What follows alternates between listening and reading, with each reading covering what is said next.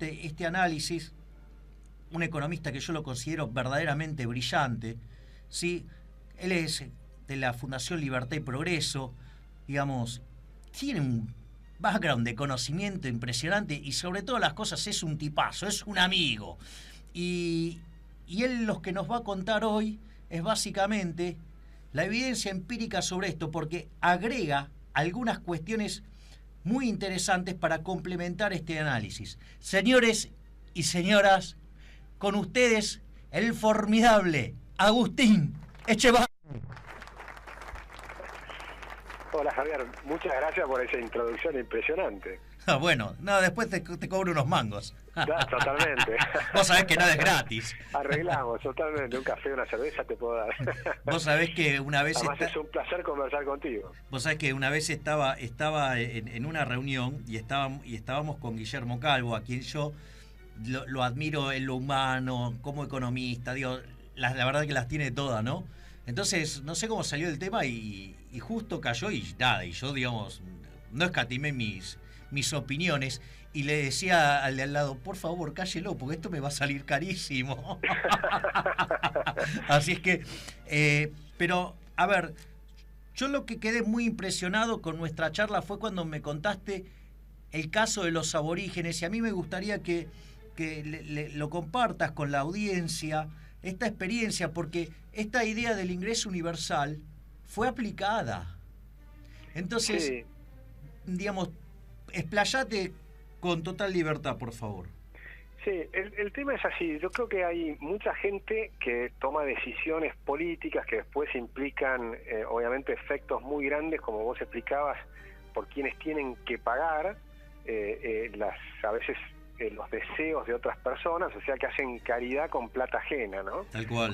Con lo cual, con la billetera ajena es muy fácil empezar a regalar plata y del otro lado tenés que ver todas las consecuencias. Vos estás explicando cómo afectás a las empresas, a la creatividad, a todo el avance de la tecnología, al avance a la creación de empleo, a una cantidad de cosas.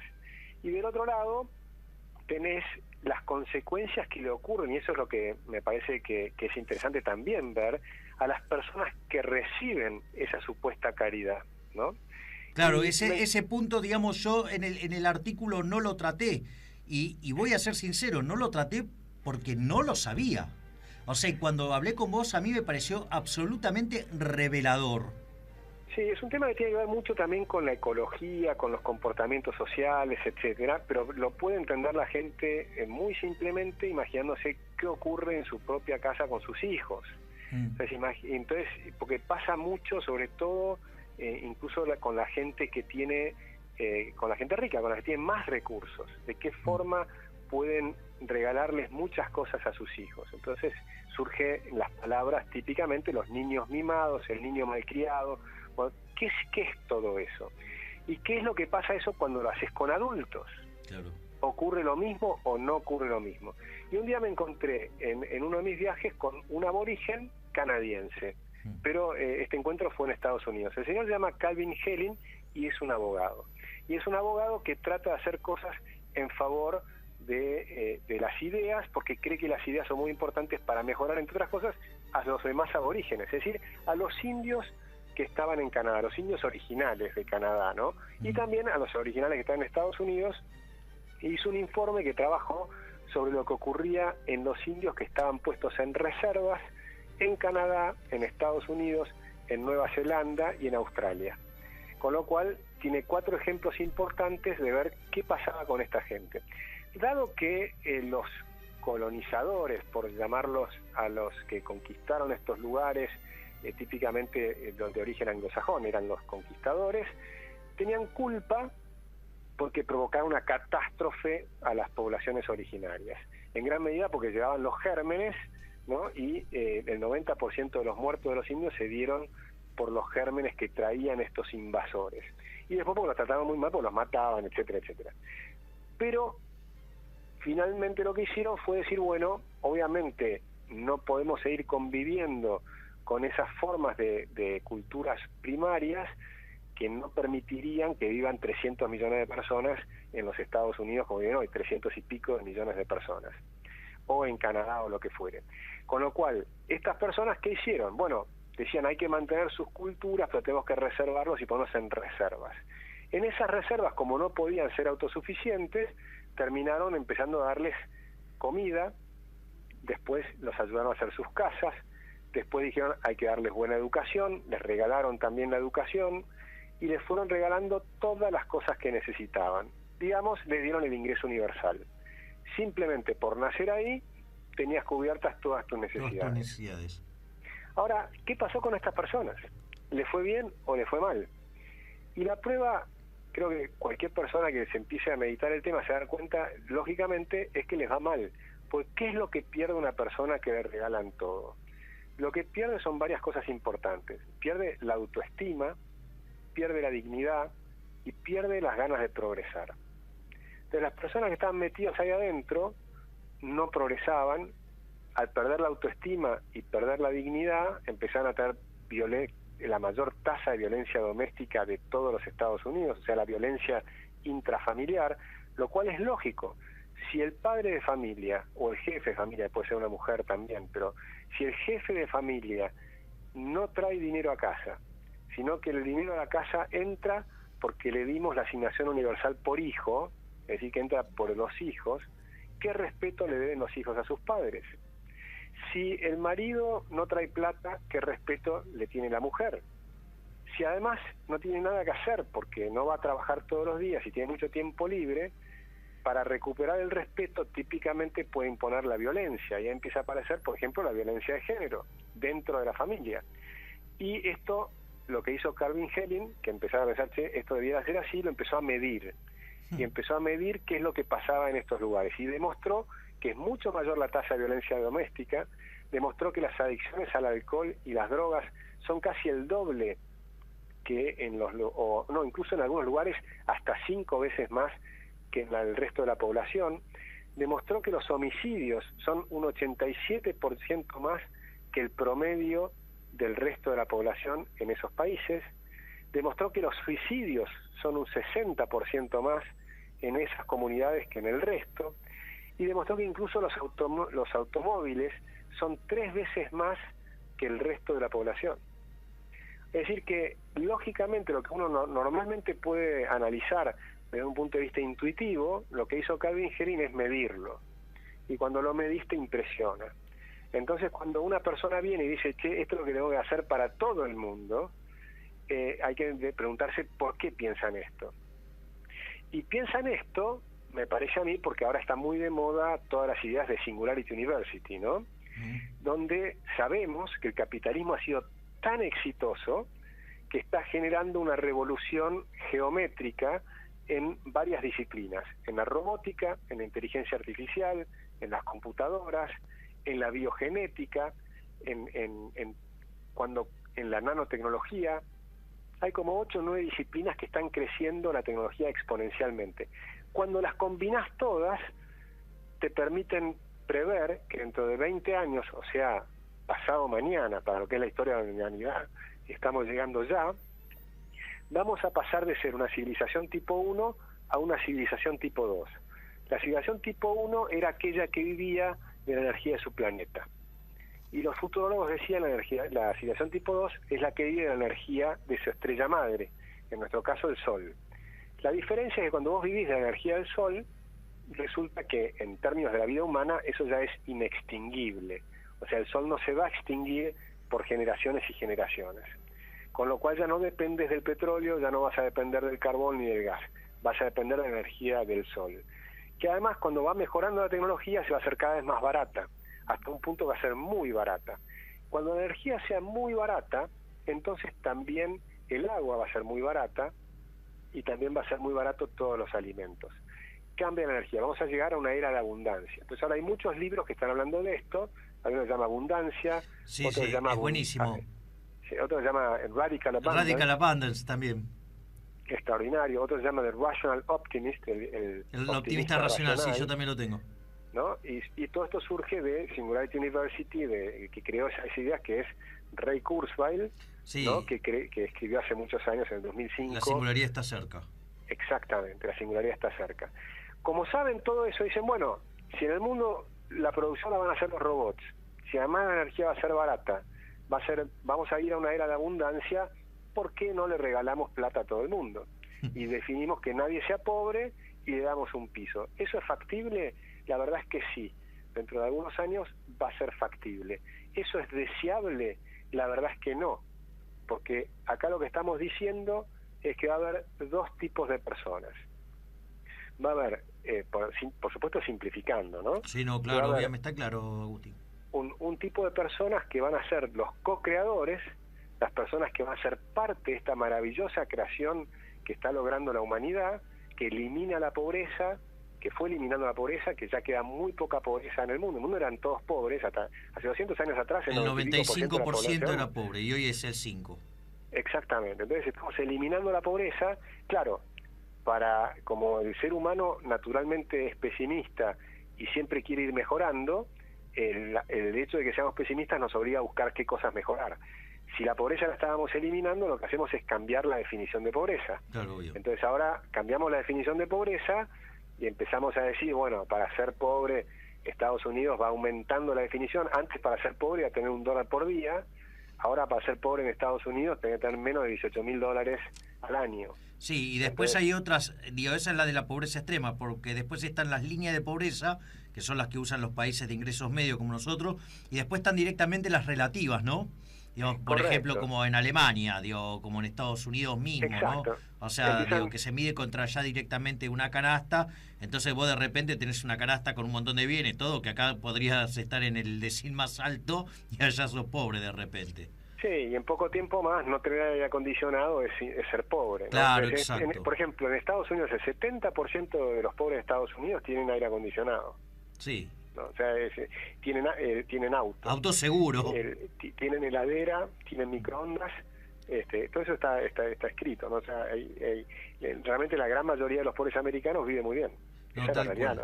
Entonces hay que empezar a entender que cuando hablamos de pobreza hablamos de cosas diferentes, porque hay que ver cuáles son las definiciones que tenés de pobreza. Estoy totalmente de acuerdo. Sí, pero ahí a mí me gusta mucho algo de lo que vos decís, esta de las definiciones, porque está bien, va a estar los creadores y van a estar los pets, ¿no? Digo, las mascotas. Ahora, el tema es que cuando empiezan a tocar el sistema de precios y empiezan a hacer esas cosas, empiezan a modificar los sistemas de incentivos, y el problema es que a nadie se le ocurrió al inicio de la era cristiana que Roma se iba a caer, y empezó con el populismo y se terminó cayendo. O sea, lo que digo es, esos equilibrios, o sea, no son estables y derivan después en catástrofe, y no sea cosa que, como hizo el populismo en Roma, que nos metió en 1500 años de oscurantismo, estas bestias nos metan en algo así. Porque aparte, ¿sabes lo que a mí me preocupa, Agustín? Vos fíjate, uno de los grandes defensores de esto es un típico keynesiano. Primero, vive de espalda a los datos, ¿no? Porque si la falacia ludita hubiera tenido razón, el 85% de la gente estaría desempleada. Por otra parte, este caso que vos contás, que es de una riqueza fenomenal, ¿sí? Lo ignora olímpicamente, ¿sí? Y encima cuando te contesta, no, bueno, pero cuando Bismarck quiso poner la jubilación le dijeron que era un loco, y bueno, vos ahí tenés un cálculo que, ahora cuando hago este cierre de idea, vos, si me lo aportás, me encantaría. Y después, o sea, el problema de la falacia de lo que no se ve, y para colmo de mal es el tema de la fatal arrogancia que señalaba Hayek, porque vos sabés que a esta persona le dicen, bueno, pero mire, los suizos votaron y el 77% rechazó la media. Vos sabés que contestó, no lo vas a poder creer, dijo, están equivocados, se equivocaron. Es decir, nadie puede negar que esta es una idea moralmente superior. Sí, la idea es pésima, porque vamos un segundo al tema de las mascotas, ¿no? Porque una forma es, o sos parte de la co-creación, podés trabajar en este nuevo mundo que se viene, y para eso tenés que estar educado para ese tema, y por eso la educación para mí es clave, reformular todo el sistema educativo, ¿no? Pero veamos lo otro. A las mascotas vos las tratás muy bien, ¿no? Les das de comer, las cepillás, las lavás, las llevas al veterinario, le das salud, todo fenómeno. Pero el ser humano no es una mascota. ¿Cuál es la diferencia? La mascota, si lo tratás muy bien de esa manera, es feliz. El ser humano no. El ser humano se deprime porque no quiere ser mascota. El ser humano quiere ser co-creador. Claro. Entonces, si vos no podés participar de la maravilla que estás generando, de la creación, posiblemente vamos a conquistar otros planetas, va a haber cosas maravillosas en los próximos decenas de años o tal vez siglos. Pero si vos no sos parte de eso, obviamente te va a generar un enorme resentimiento. Sí, una frustración enorme. Una frustración enorme, algunos se van a deprimir, otros se van a suicidar, otros van a tomar drogas, otros se van a tomar alcohol y otros van a hacer la revolución. Claro. Entonces lo que está proponiendo Levi Yeyati es una estupidez. La verdad es que hay que analizarlo en mayor profundidad porque es muy, muy nocivo lo que se está proponiendo. Pero parece que al señor en cuestión le faltaron algunas materias de economía. Pero, sí, yo bueno. simplemente lo que me interesa a mí, más que hablar de una persona, es que ya está aplicándose en Argentina. En Argentina hay 8,5 millones de subsidios todos los meses a gente, y hay 20 millones que vive del Estado, que van recibiendo cheques del Estado.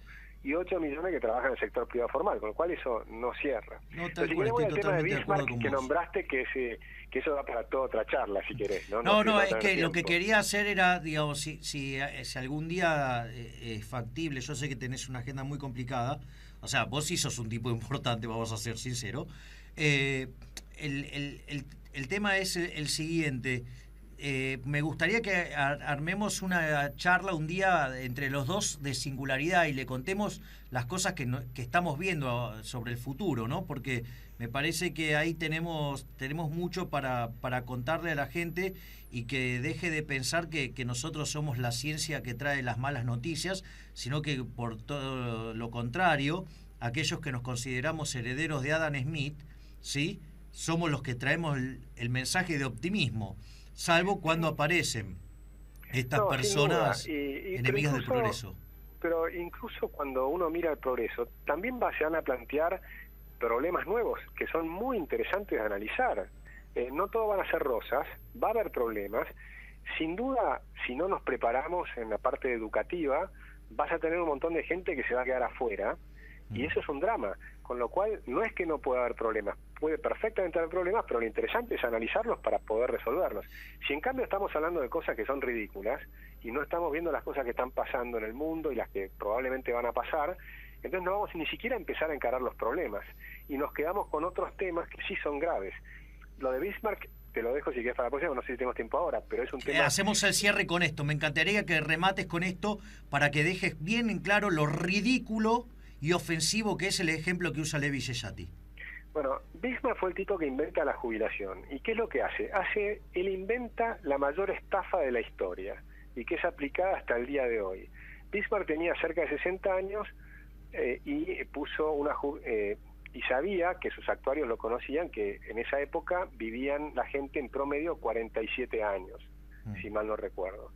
Un poco más de 40 años, 47. Pero él tenía 60 y trabajaba muy bien, con lo cual decía hasta los 60 puedes trabajar. Entonces, ¿qué hacía? Te cobra un impuesto a la jubilación, vos aportás a un sistema jubilatorio de reparto durante toda tu vida, y a los 60 te jubilo y te doy una renta.